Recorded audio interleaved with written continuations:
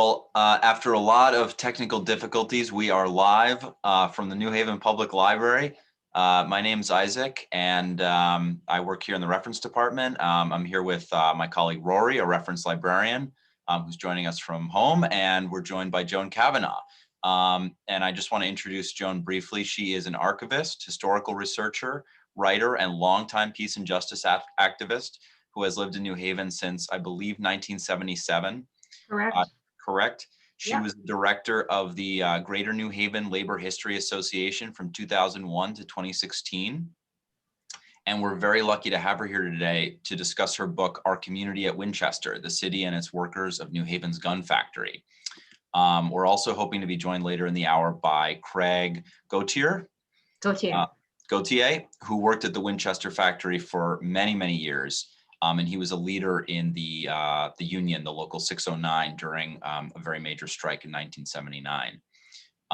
So, without further ado, Rory, do you want to start things off? Sure. So Joan, it's great to have you. The first question we got for you is, what inspired you to write this book? That area is very special to New Haveners and their history. What inspired you to write a book about it, and what was that process like for you? So as Isaac said, I came to New Haven in 1977, and Winchester wasn't really on my radar. I was a peace activist, and I worked for the New Haven Women's Liberation Center. But in 1979, I became aware of Winchester because there was this very, very bitter strike going on there at that time. And it was involving the entire community in many ways. The New Haven police force was being brought out to basically break the strike because the company was bringing in scabs, which they call replacement workers, and people were trying to prevent that. There were picketers out there from the community, from the plant, workers who were on strike. And so there was quite a lot of violence going on, and a number of us in the community mobilized to support the strikers. And one of the things that we did was there was an aldermanic meeting going on. And it was in November of that year, by which time the strike had been going on, I think, for it started in July, so it had been going on for some time. And there were two resolutions before that committee, one of which had to do with not paying overtime to the police to come out and break the strike. Community members were very upset because there were a lot of members of the police force who were also members of the community. And so you're pitting two factions in the community against each other. So there was a resolution about that we were supporting. There was a second resolution also that had to do with the closing of the passageway between Munson and Division Streets, which was on Winchester Avenue between Munson and Division Streets, which had been closed since 1975. So that's 4 years. There was a major automotive traffic street, but it was closed off, and the community thus was blocked off from the rest of the city it was a major thoroughfare. So we were also supporting the opening of that street. And that was all done at the behest of the company. So a number of us were there at this meeting, and both of those resolutions, to make a long story short, were voted down by the Board of Alders. And I was struck by that. I said, whoa, I was pretty young at the time. And I was like, so here we have a group of elected officials who have just voted against the interests of the majority of their community. So that stuck in my head. And for many years after that, Winchester really wasn't on my radar. That strike ended in 1980. I'll talk a little bit more about that if Craig comes on. I hope he will be able to get on. But then, as you said, I became the director and archivist at the Greater New Haven Labor History Association in 2001. And the mission of the Labor History Association was to document labor and working class history in the Greater New Haven area. And here was a story that I felt like we didn't know very much about. There was certainly a lot out there about, in plain public view, about the guns the legend of the guns that were produced at Winchester, you know, the gun that won the West. Usually, you know, what you read about the guns is a hymn of praise to American expansionism and empire building, and I wasn't into that, but at all. But there wasn't very much about the workers and the relationship of the plant to the city of New Haven and what all that meant. It just wasn't out there. So I met with John Reynolds at that time, who was the president of Local 609, the International Association of Machinists Local that represented workers at the plant from 1955 until it closed in 2006. And John Reynolds, I met with him in 2004, and the plant closed in 2006. I met with him to discuss how to preserve their documents of historical value, which is something that we archivists like to do. And in 2006, when the plant ended, we ended up getting all 60 boxes of the Local 609 records. And I thought started to go through them with the help of a lot of interns. And we did an inventory, and I was struck by the enormously rich history that was contained in them in terms of the workers' struggle to achieve equity in the workplace, and how the company continued to try to break the union and to make that impossible, but also the very complicated relationship between the city of New Haven and the plant, because it became very clear as I was going through, and these are all newspaper clippings and various things that the union had saved, it became very clear as I went through that these records that the company had spent, that the city had spent many, many years, over 30 years, I think 40 years, trying to support this company, with a series of loans and concessions and tax abatements to keep the company in business in New Haven and to try to make sure it bulked up its employment. But every year, but each agreement, with each agreement that was made, those agreements were, the number of employees went down. So that by the time the plant closed, it was 186 people. So I felt like it was important to tell this story. We created an exhibit with the help of many, many people. And this book truly is, the book and the exhibit were both a project of many, many people and the work of many people. I used a lot of the documents from the 609 records, but also there was a process by which 3 volunteers from the New Haven, primarily from the New Haven Labor History Association, went out and did oral history interviews with retired or former Winchester workers and or their families, which were included in the exhibit. So the exhibit traveled for 4 years. It was called Our Community at Winchester, an Elm City Story. And then from there, when I left the Labor History Association in 2016, I felt that there were some pieces of that story that had not yet been told, even in the exhibit. And so I wanted to fill in some of that story a little bit more in terms of the early labor history, the earlier labor history of Winchester, in particular, an organizing drive by the United Electrical Workers in the 1940s, which was particularly interesting and had not been told in the exhibit. And the second part of what I wanted to fill in was the bringing it up to date beyond the closure of the plant in 2006 to what we have now, which is Science Park at Yale, and the implication, which is located on the same, in the Winchester, what used to be the Winchester complex, and consists of a series of high-tech startup companies and Winchester Lofts and a number of other rather high-scale, high-end businesses, high-end enterprises. I wanted to bring that up to date, so I wanted to fill in there, and that was the purpose of the book. And just to state clearly from the outset, the book is only a beginning of telling that story. Any number of the themes that are covered in the book should be explored in much more detail, and there are definite gaps and things that need to be filled in.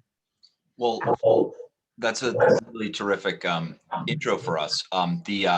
the book, I mean, documents all of this really well, and I just wanted to display it since I don't think that we have an image of it necessarily, but it's, like you said, filled with testimonies of former workers, people who were associated with the union, who were leaders in the union, people in the neighborhood who were affected by the work at Winchester, which of course, as you describe, you kind of paint, as you know, your team paints a picture how it affected the entire, like the formation of the city, it sounds like.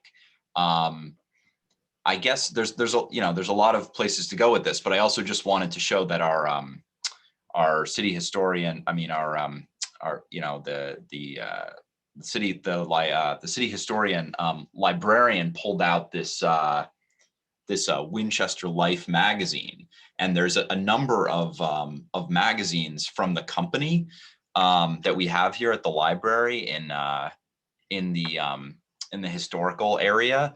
And throughout the book, you just talk a lot about the way that the kind of the struggle between the union and the workers and management, where the unioners would have their own communication, the management and the company have their own outreach to families when union kind of starts to gather steam, where they're having people come into having families come into the factory, and they're having and they're putting out publications. They have company newsletters and company publications that are like an effort to try to it seems like to try to curry favor and to dissuade union activity. And is that, can you talk a little bit about that? Yeah, I mean, the company had a long history of being anti-union, and that wasn't particularly unique to Winchester. That was certainly, manufacturing has always had industry. The captains of industry have always had an agenda to keep unions out, but Winchester had a very determined works manager named Thomas Boak, who from the beginning really, was determined. Looks like Craig is on. It was determined that there would not be a union if he could prevent it at Winchester. And he, during the 1940s, which I describe in some, and I think he actually started there in the 20s.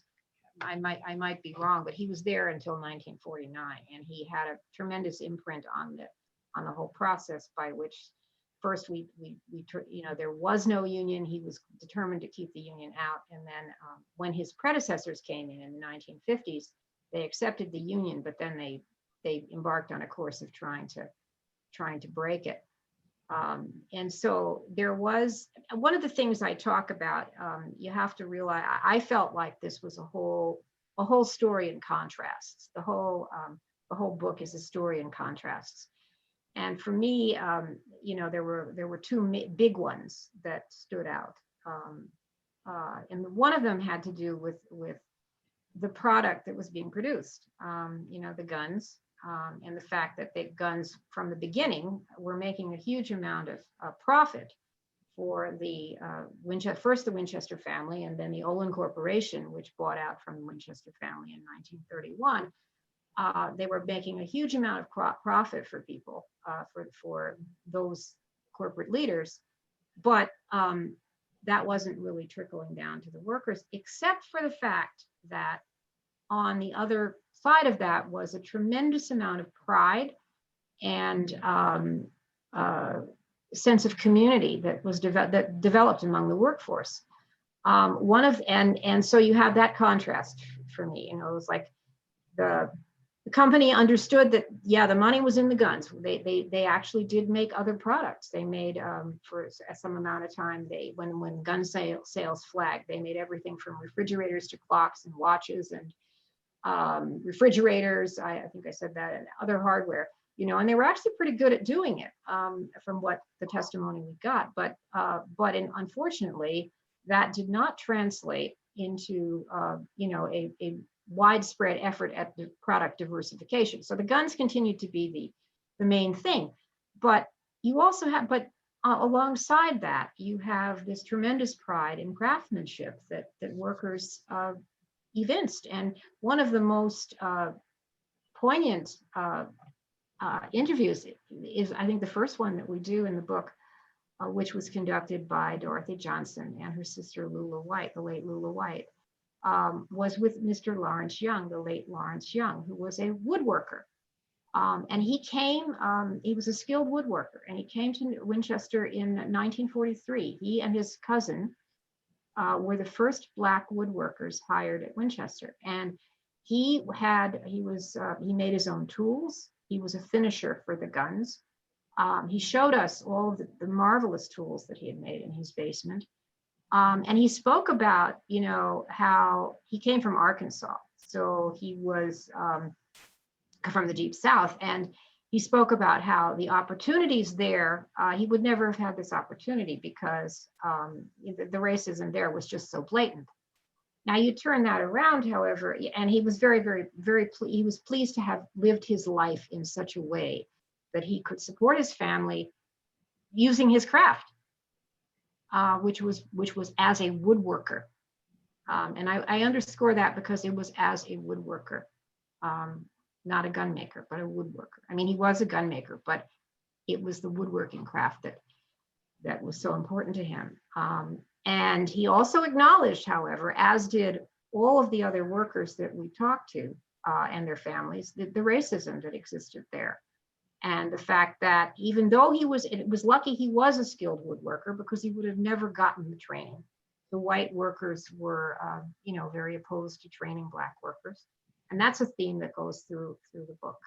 Other workers spoke about the same issues, about later workers not being able to get the promotions that they deserved because of their skills, or get the training that other workers would have gotten.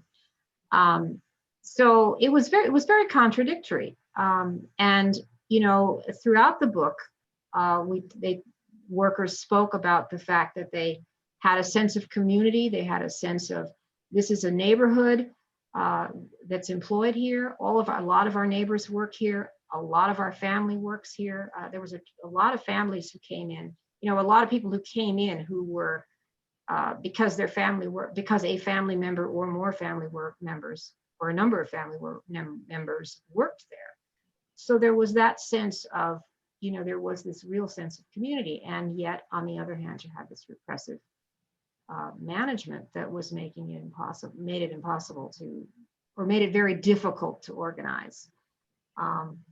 So I found that the struggle of the workers to, first of all, to get the union and then to maintain the union was nothing short of heroic. Yeah. So I'm going to bring Craig in since he was in the union. If he has something to add. Before that, if you have any questions and you're on Facebook, type a comment. On the Zoom call, if you have any questions, there's a Q&A feature, or you can drop it in the comments and we'll get that question to the right person. So Craig, let me get it set up so that you can talk to us. Sorry guys, I'm doing double duty here. And Joan, do you want to introduce Craig a little bit? Yeah, correct. Well, as I said, the oral histories that are conducted in this book are extremely important because they really tell the story and they drive the story. And Craig was one of 18 people that we interviewed. He also is featured in the rest of the book in other places. Craig worked from 1973 until 1995 at Winchester, and he was president of IAM Local 609 for a number of years, but he was also a steward in the union, very active in that. He was also very active in what was called the High Performance Work Organization, which I describe at the end of the book, for the later chapters of the book, which came in 1990, around 1990, I guess, after the Herstal Group bought Winchester. It was the last owner of Winchester. And then Craig was also part of two, as I recall, two ad hoc committees in New Haven. One was an ad hoc committee to support the strikers in 79, but another one was after the plant closed to try to get the workers who were left the back pay that they deserved. They were actually cut out of it because the company only gave them 3 months notice, not 6, and that was required in the contract. So they didn't get their back pay. So he was also part of that ad hoc committee. Do we have Craig? Hello. Hi, Hi, Craig. Craig. Hi. How you doing? Great to have you here. Yeah. I don't hear very well, so you can stop me whenever you want to. But I think the book was well written, and it gave us a lot of information about the Union. The Union at Winchester, the plant at Winchester was like the driving force for that community, for Newhaltville and the surrounding areas, with many mom and pop stores, many restaurants, and different other businesses like G&O Radiator, and it was just a machine that kept that community striving all the time. Even though when I started working at Winchester in 1973, there was a lot of internal struggles going on with the union in terms of African American people being set in certain low-paying jobs. Some of the fight around the union had to do with the piecework method, and the company felt like a lot of the workers were making too much money in the piece rate because a lot of workers became so skilled that they would have their pay would be way above average of other workers in the shop. So the company in 1969, a lot of that fight was about the piece rate, and in the negotiations, they put all of those people who were producing above average in what they called the red circle. So I guess the union understood that this was going to be an ongoing struggle. In 1973 or 74, there was a walkout where everybody went to the Schubert Theater on a work day. So that kind of signaled the company and the membership that there was going to be a big fight coming on in the next contract negotiation.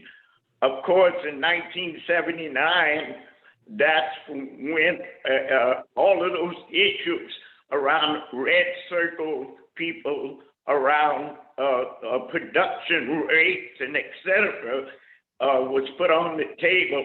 And this was, I guess the company felt like a do or die situation and would not bargain with the union on these issues. One of the things that I think we should remember is that the Citizens Ad Hoc Committee, which came out of the New Haven People Center, that's where we met, but it included a number of very progressive people from around the city. Sherry Knight at the Q House, Benita Grubbs, a whole bunch of different people, especially people like Warren Gould, who was at that time, I think, was a leader in the Central Labor Council. We had many community meetings where the Citizens Ad Hoc Committee went to churches, even went to the radio stations and et cetera, to gain support for the workers at Winchester. And because the workers at Winchester and their involvement in the community, in the surrounding community, it was meant so much to that community, to the mom and pop stores, the restaurants, and etc. The community came out in many ways to support the strikers. I think the union, almost every contract bent over backwards to keep the plant in New Haven. Of course, when we found out that GIAT had bought out the other entities, we felt like we were dealing with a different group of people, because that company was a very powerful company that mainly dealt in military hardware. So we had to have a different kind of strategy in terms of negotiating with them. Once the plant reopened, after the '79 strike, the international union and the local union began to try to figure out ways that we can help the company stay profitable and help the company stay in New Haven. And one of the things that came out of that was the High Performance Work Organization, which the international union put together, not just to save Winchester, but also Harley-Davidson and Caterpillar. A number of us went to Placid Harbor to study business and study what this High Performance Work Organization would do in company in relationship to our relationship with management. And we spent about 3 or 4 weeks at Placid Harbor studying this High Performance Work Organization, and 22 of us went around the country promoting it. And what it did was gave the workers an opportunity to be involved in not just production, but also with safety, also with making the workplace a place that you really wanted to come to work. Like Joan has said, there's many great things like the Martin Luther King celebration, where we were able to have 2 hours on that day to celebrate Martin Luther King. We also started Arts in the Workplace, where we found out there were so many talented people at Winchester that were singers, poets, artists. We even had a jazz band come out there that was called the Winchester Special, who actually came out with a CD. So like Joan was saying, Winchester was like a huge family, even though looks like every contract. In 1973, there was about 2,300 workers. Once people came back after the '69 strike, it went down to 1,875. And then after the '79 strike, it went down to about 1,375. So each time the company was reducing the amount of workers because they were shipping out different parts like the gun barrels, the receiver section, the wood section, etc. So it continued to, put parts of the gun in different places. And, quite frankly, I, as the president of the union, I made the membership aware of the fact that, especially young people, that this company was in the process of getting in a position where they might close its plant in New Haven. Even though New Haven, Mayor DeLepo and different other people bent over backwards in relationship to try to keep the company, even giving them an $18 million tax break. The union was part of that, agreement to build a new plant, etc. So that's, mostly what I can contribute to it. I always thank, the Central Labor Council, because they gave us the resources that we needed to what I consider win the strike in 1979. And for Christmas that year, we put together 1,360 gifts for kids, where we had a big Christmas party for the kids at one of the local halls. And it was just a wonderful thing to see all of the community. The Q House played a major role. The New Haven People Center played a major role in helping us to survive doing those things with food drives and food stamps and all kinds help. So, thank you for having me. Thank you so much, Craig. I don't know if you can hear me well, but I guess you can, because you kept referring to what Joan had said. But I can only speak for myself, but it was just really incredible. It's really incredible to hear you. Joan, do you have anything that we should, that you would like to ask Craig, or would you like to talk about what things have looked like since 1979, going into the present? Well, yeah, I wanted to just sort of add that during the 1980s, 1981, I believe, the plant was sold off. After 50 years having been owned by the, by the Olin Corporation, it was now sold because it was not making enough money. And although the Olin Corporation remained a very big player in the area, it was sold off to a group of investors that included some Winchester executives. And that set off a whole chain of events that, they didn't do very well. For about 7 years, they kind of flailed around. And what that meant for people who worked there was that the union was continually being forced to do pay concessions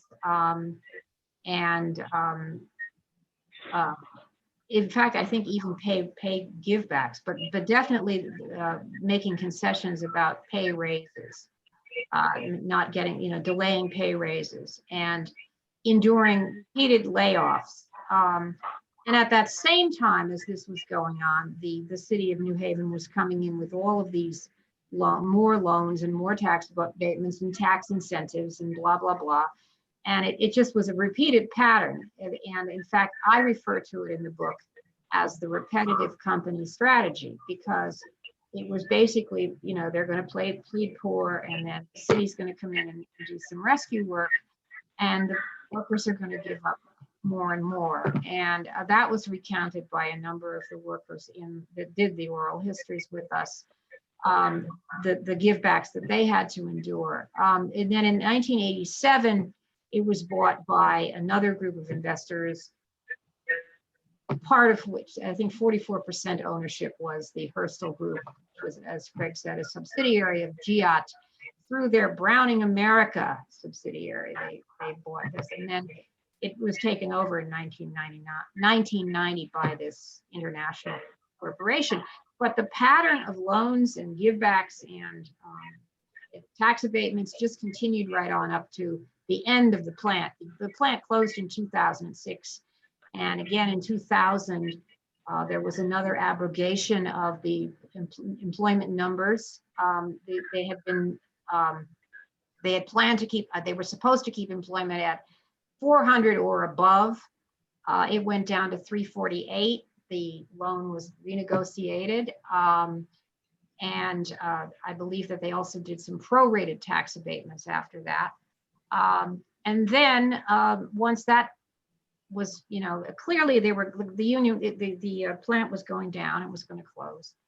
And so I guess it's just important to note that this company just kept being propped up and propped up and propped up on the backs of both, city money and some state money and workers giving up and giving up and giving up. Although, they still maintained their struggle, but it was a very difficult situation for people to be in.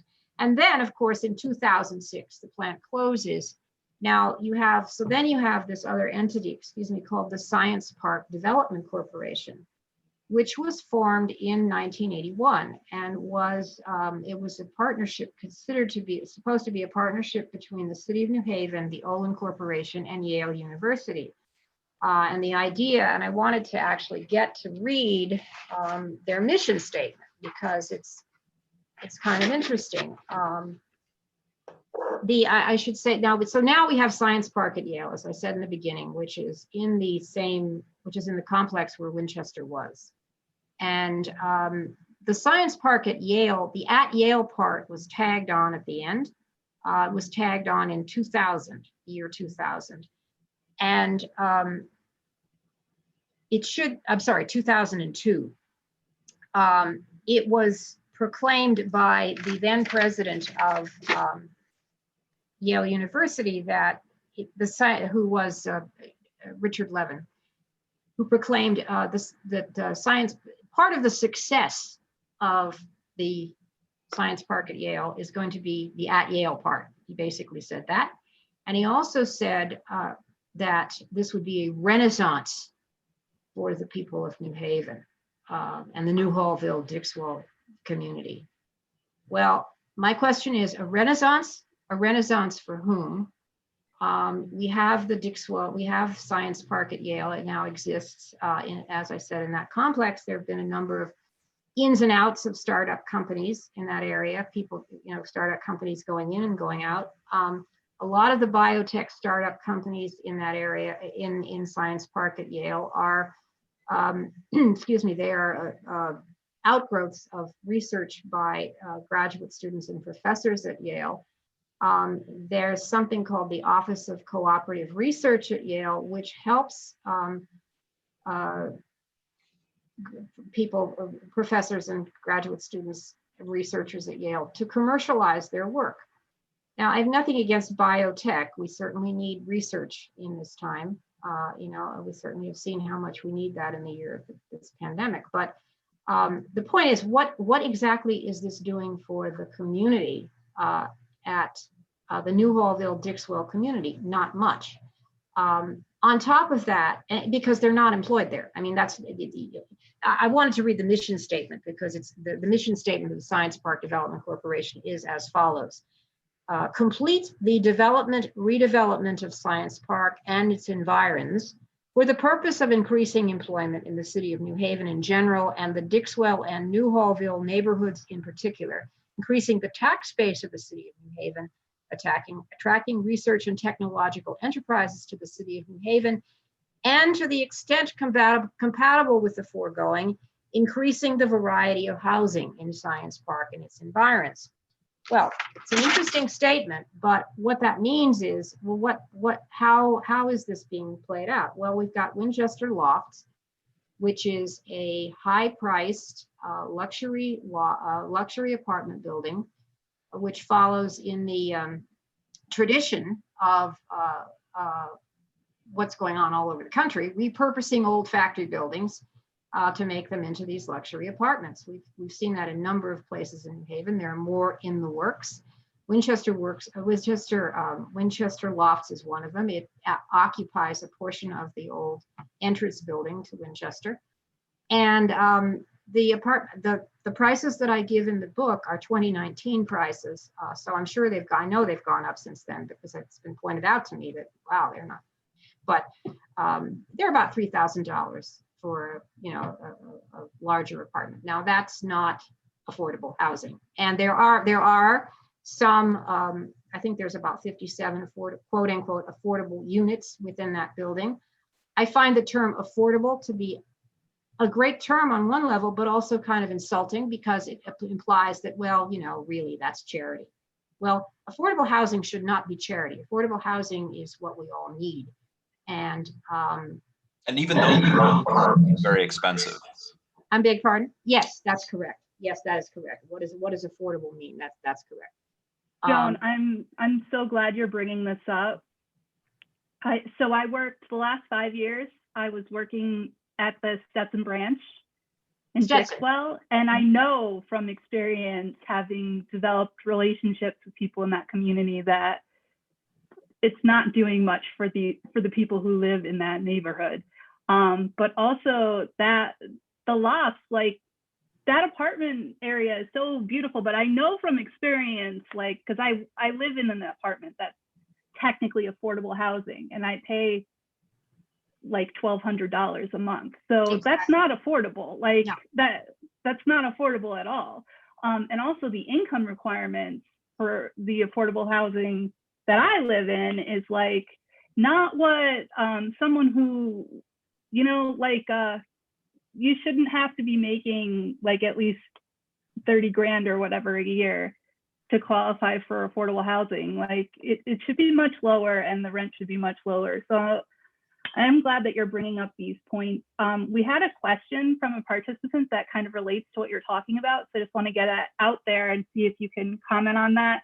Annie says, I'd love to hear about the connection between employment at the factory and local Black homeownership and how that might have changed over the years.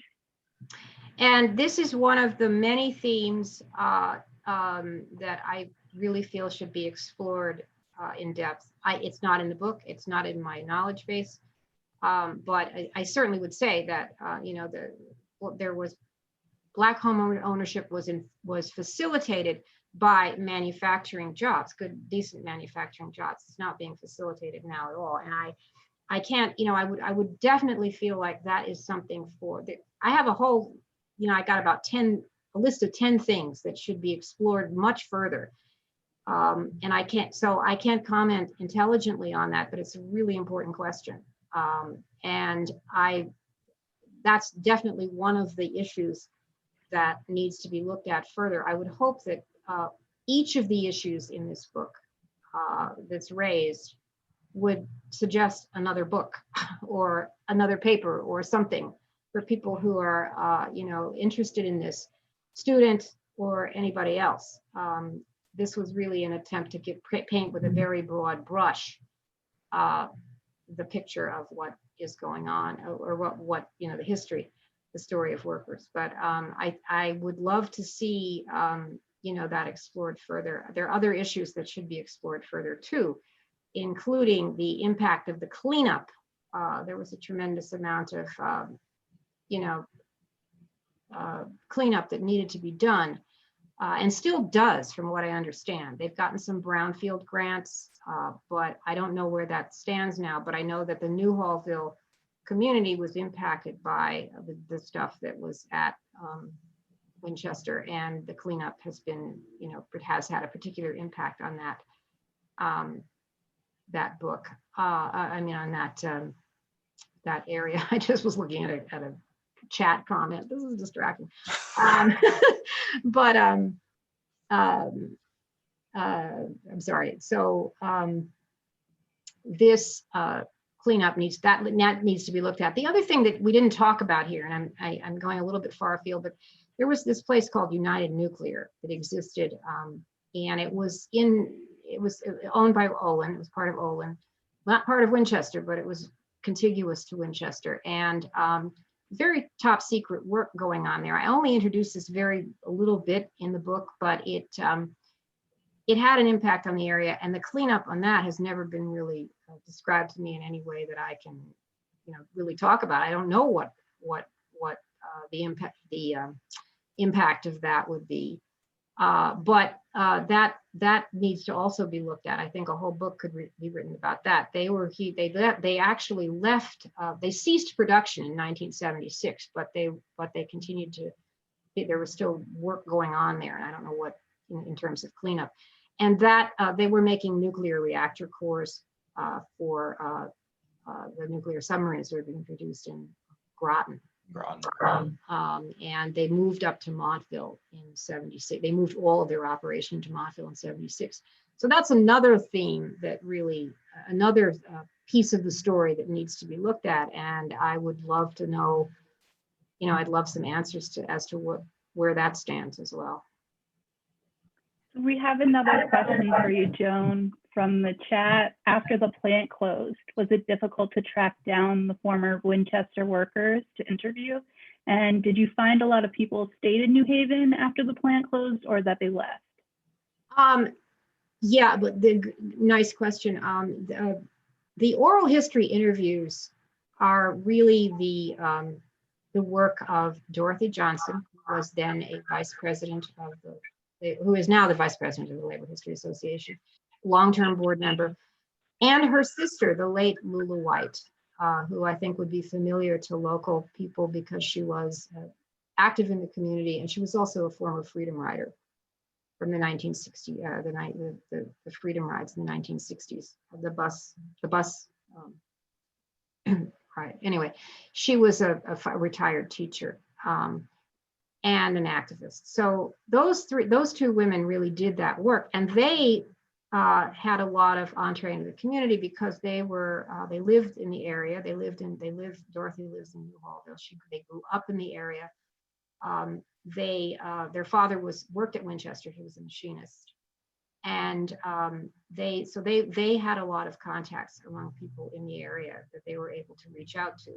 I only did myself 2 of the interviews, and they were not with community people. They were with Marcia Biederman, who wrote the expose about the sale of the Winchester's illegal sale of guns to apartheid South Africa in 1976.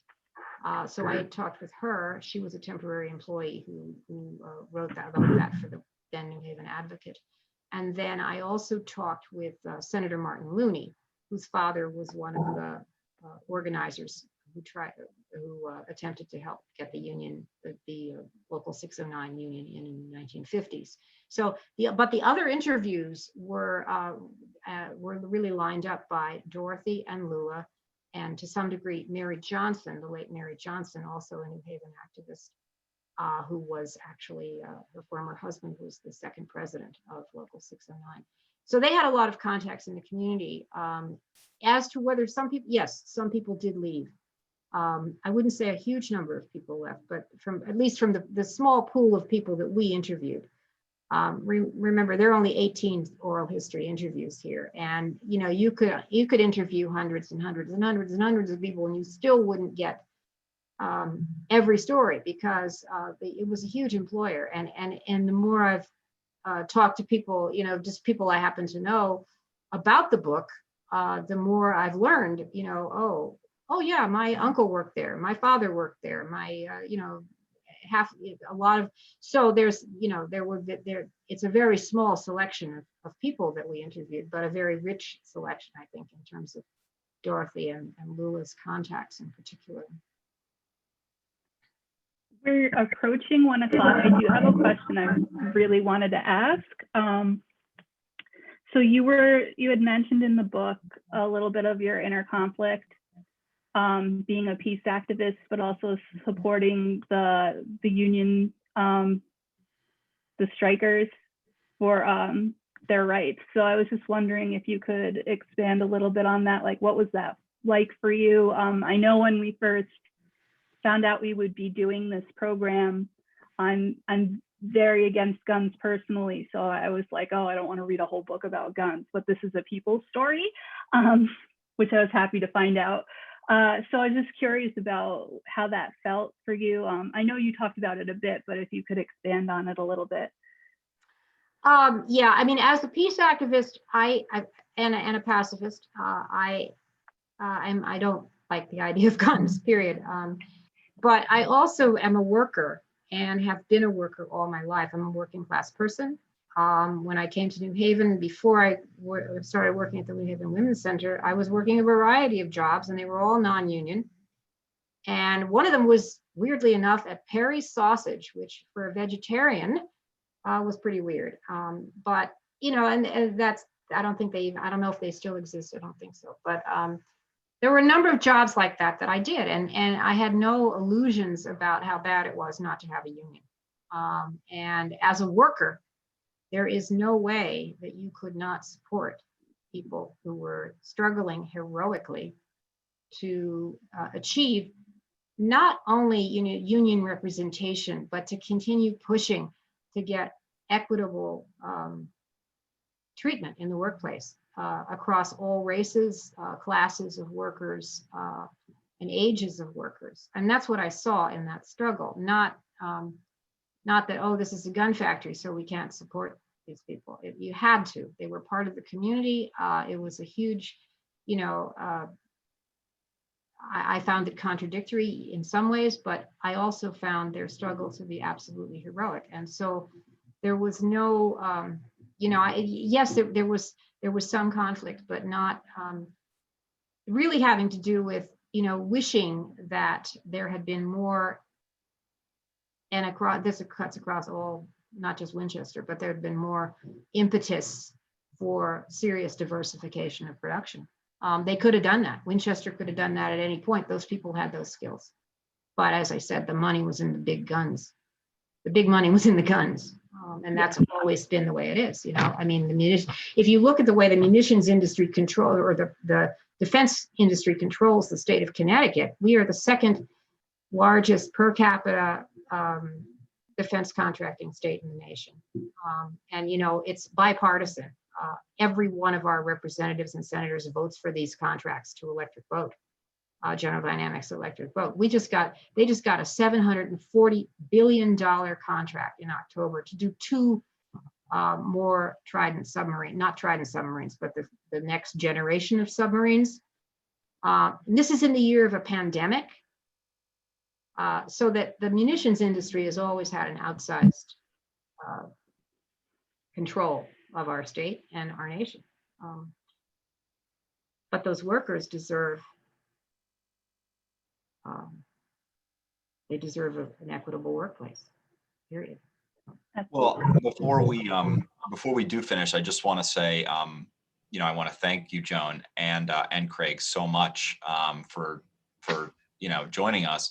And also just, for the audience, this book really puts in perspective the whole scale of Winchester, starting, with talking about, just how it was maybe the #1 armaments producer in the United States early on, and employed 20,000 people during, its peak employment, World War II, and all the way up to Science Park at Yale.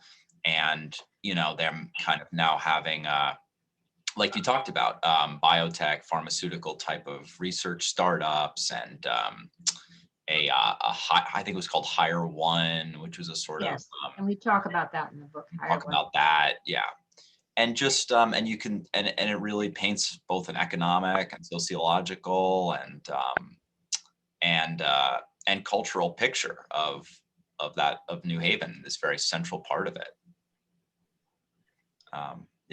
So I think it's important to realize it's part of a larger picture, which, yes, it's specific to New Haven. It's important to look at the role of Yale in that. We didn't talk that much about it, but, I see Science Park at Yale as another part of Yale's land grab in New Haven, which we're all paying the price for, which began in the 1960s. And I did see a comment from Aaron Good.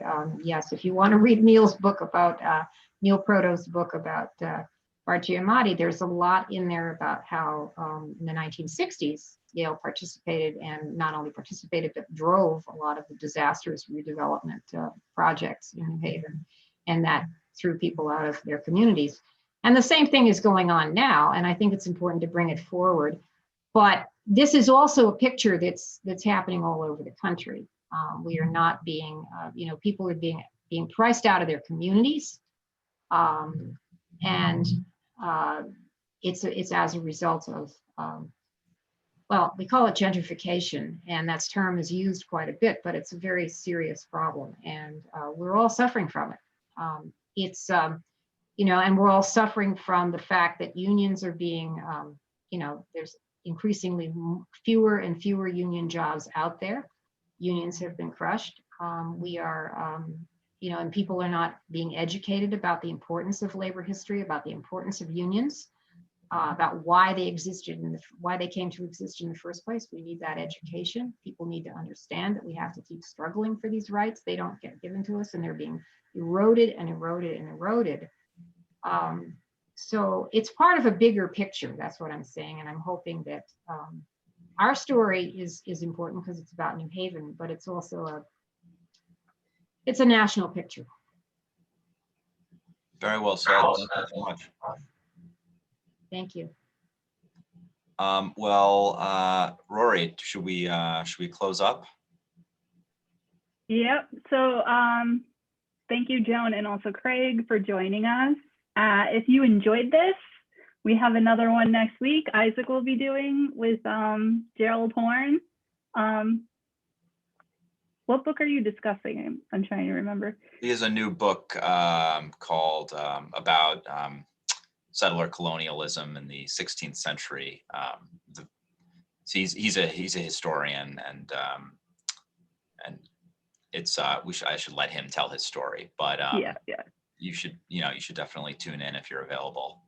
Yep. So we have more history for you next week. If you're interested, same time, noon, you can check our events calendar on the website, NHFPL.org, which is newly redesigned, so it should be easier to find. But thank you so much for your time, Joan. We have multiple copies of the book at the library if you're interested in reading more. And the other thing is, if anybody wants to buy a copy, you can write there. The Labor History Association has a number of copies. Steve@laborhistory.org. And I'll put that in the comments. Great. Well, thank you so much, Joan. Thank you. Please, everyone, have a good afternoon, and take care. Take care. Thanks, everybody. Bye-bye.